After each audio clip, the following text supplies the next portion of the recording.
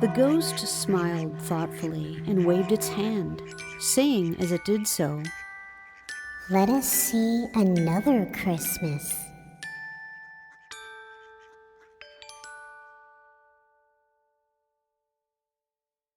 Scrooge's former self grew larger at the words.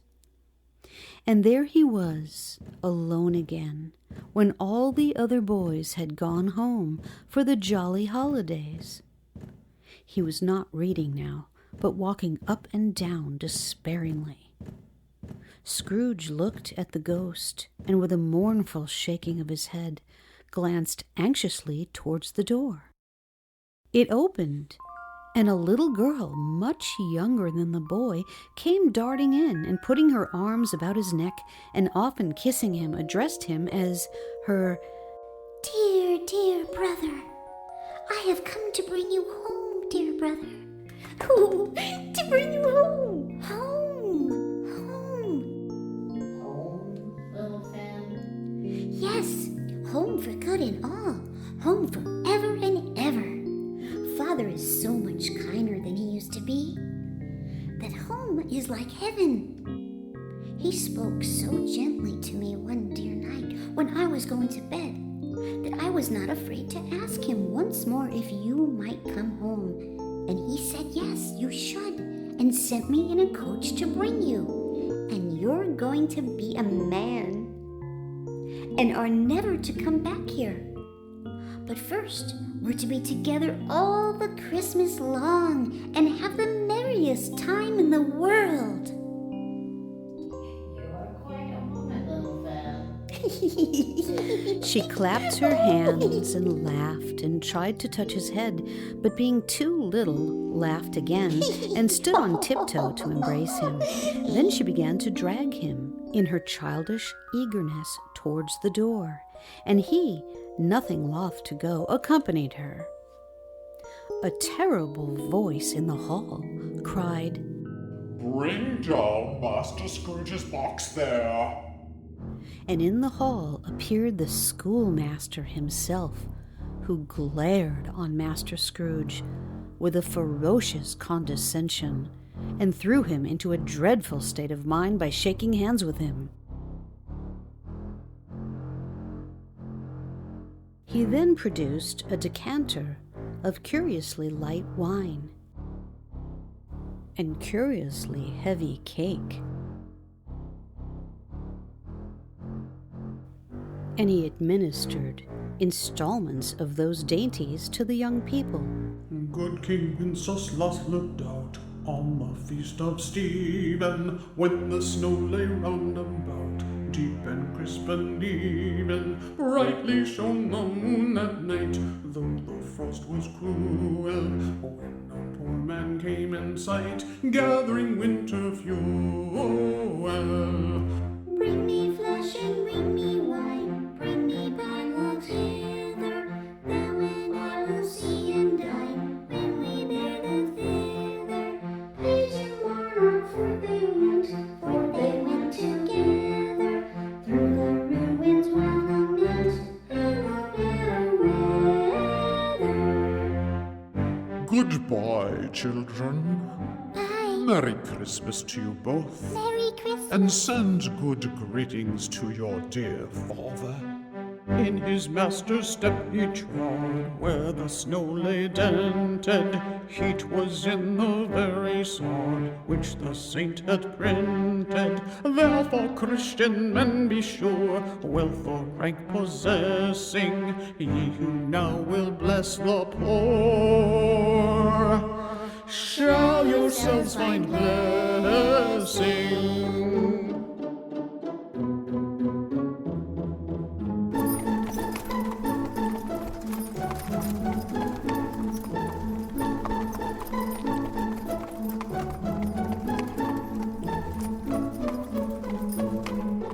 Always a delicate creature, said the ghost. but she had a large heart. So she had.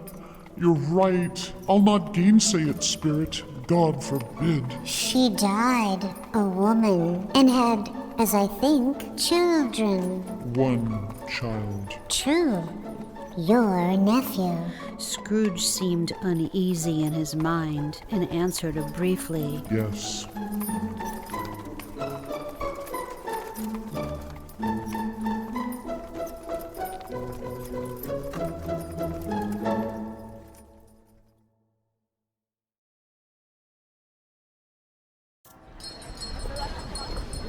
Although they had but that moment left the school behind them, they were now in the busy thoroughfares of a city, where shadowy passengers passed and repassed, where shadowy carts and coaches battled for the way, and all the strife and tumult of a real city were. It was made plain enough by the dressing of the shops that here, too, it was Christmas time again. But it was evening, and the streets were lighted up. Do you know this place, Ebenezer? Know it? Was I apprenticed here? At sight of an old gentleman in a Welsh wig sitting behind such a high desk that if he had been 2 inches taller, he must have knocked his head against the ceiling, Scrooge cried in great excitement. Why, it's old Fezziwig! Bless his heart! It's Fezziwig alive again! Old Fezziwig laid down his pen and looked up at the clock, which pointed to the hour of 7. Ho, ho, ho, ho, ho, ho. Yo ho there! Ebenezer! Dick! Scrooge's former self, now grown a young man, was accompanied by his fellow apprentice. Dick Wilkins, to be sure. Said Scrooge to the ghost. Bless me, yes, there he is. He was very much attached to me, was Dick. Poor Dick. Dear, dear. Yo ho, my boys! No more work tonight! Christmas Eve! Let's have the shutters up before a man can say Jack Robinson. You wouldn't believe how those 2 fellows went at it. Hee ho! Clear away, my lads. Let's have lots of room here.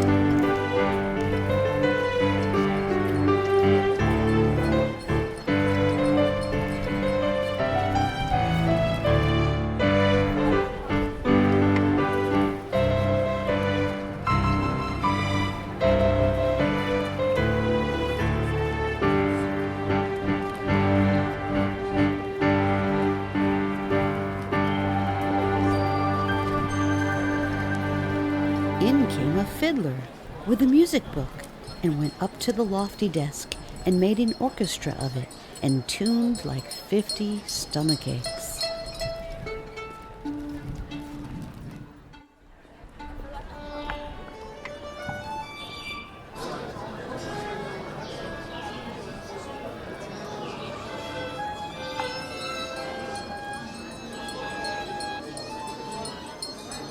In came all the young men and women employed in the business. In they all came, one after another, some shyly, some boldly, some gracefully, some awkwardly, some pushing, some pulling.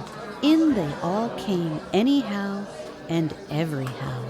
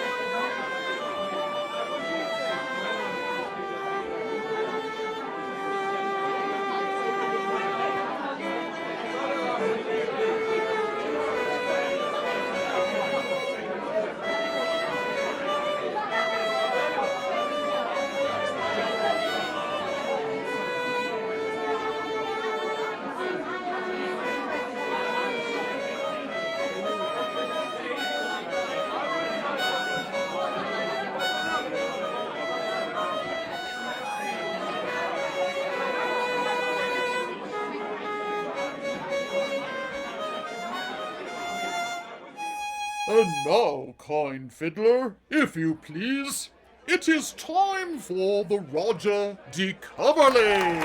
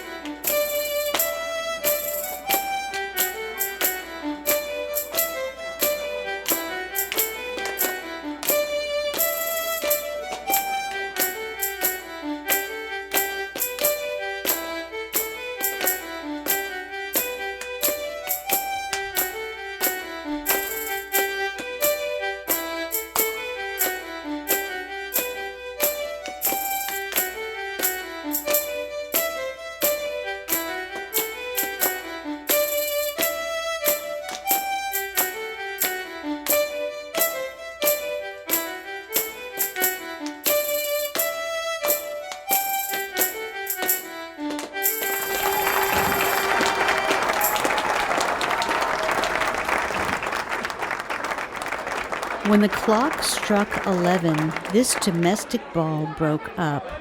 Mr. and Mrs. Fezziwig took their stations, one on either side of the door, and shaking hands with every person individually as he or she went out, wished him or her a Merry Christmas.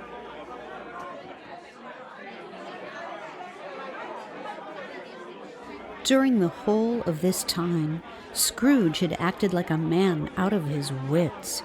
His heart and soul were in the scene, and with his former self. He corroborated everything, remembered everything, enjoyed everything, and underwent the strangest agitation. A small matter to make these silly folks so full of gratitude. Small?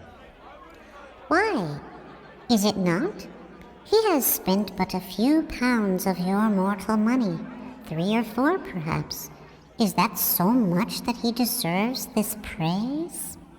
It isn't that, said Scrooge, heated by the remark, and speaking unconsciously like his former, not his latter self. It isn't that, Spirit. He has the power to render us happy or unhappy, to make our service light or burdensome, a pleasure or a toil. Say that his power lies in words and looks, in things so slight and insignificant that it is impossible to add and count them up. What then? The happiness he gives is quite as great as if it cost a fortune. He felt the Spirit's glance and stopped. What is the matter? Nothing particular. Something, I think. No. I should like to be able to have said a word or two to my clerk just now. That's all. Scrooge and the ghost again stood side by side in the open air. My time grows short. Quick. This was not addressed to Scrooge or to anyone whom he could see, but it produced an immediate effect. For again Scrooge saw himself. He had begun to wear the signs of care and avarice. There was an eager, greedy, restless motion in the eye which showed the passion that had taken root, and where the shadow of the growing tree would fall. He was not alone, but sat by the side of the fair young girl, in whose eyes there were tears which sparkled in the light that shone out of the ghost of Christmas past. "It matters little," she said softly. "To you, very little.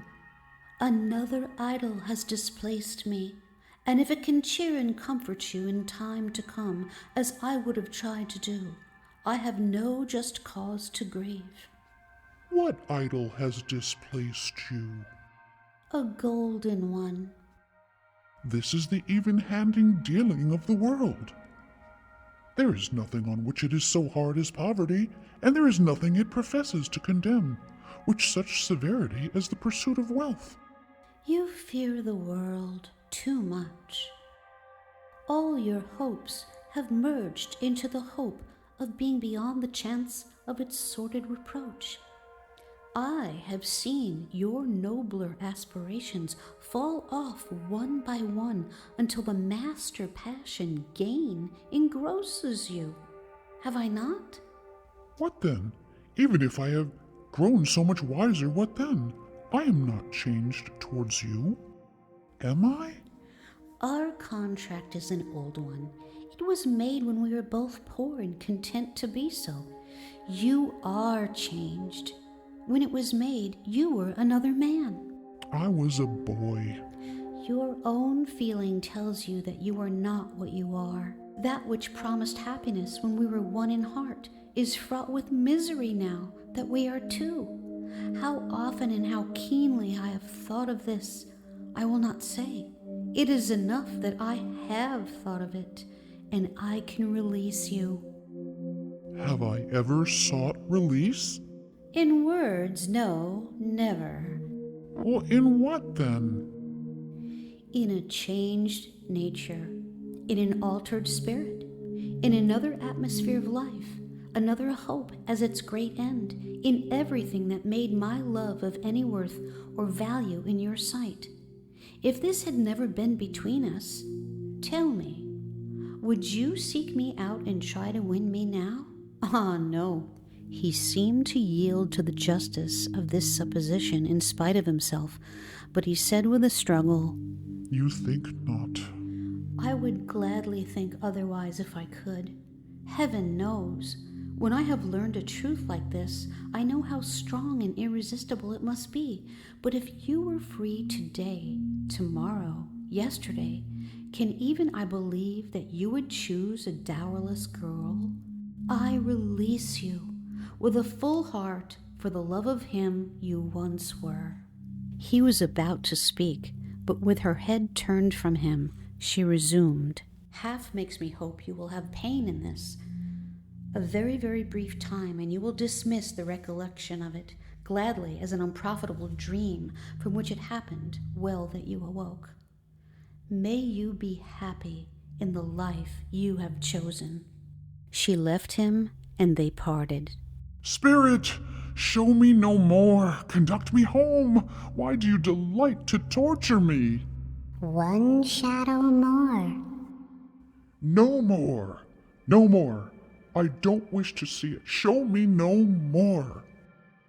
But the relentless ghost pinioned him in both his arms and forced him to observe what happened next. They were in another scene and place, a room not very large or handsome, but full of comfort.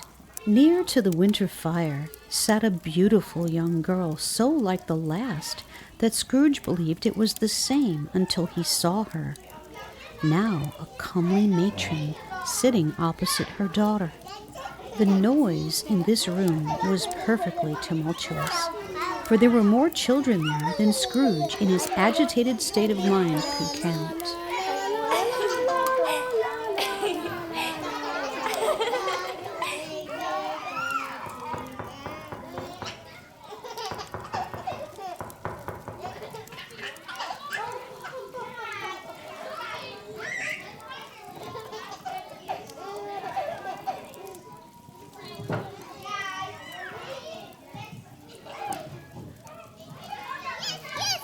The shouts and wonder and delight with which the development of every package was received, The terrible announcement that the baby had been taken in the act of putting a doll's frying pan into his mouth and was more than suspected of having swallowed a fictitious turkey glued on a wooden platter.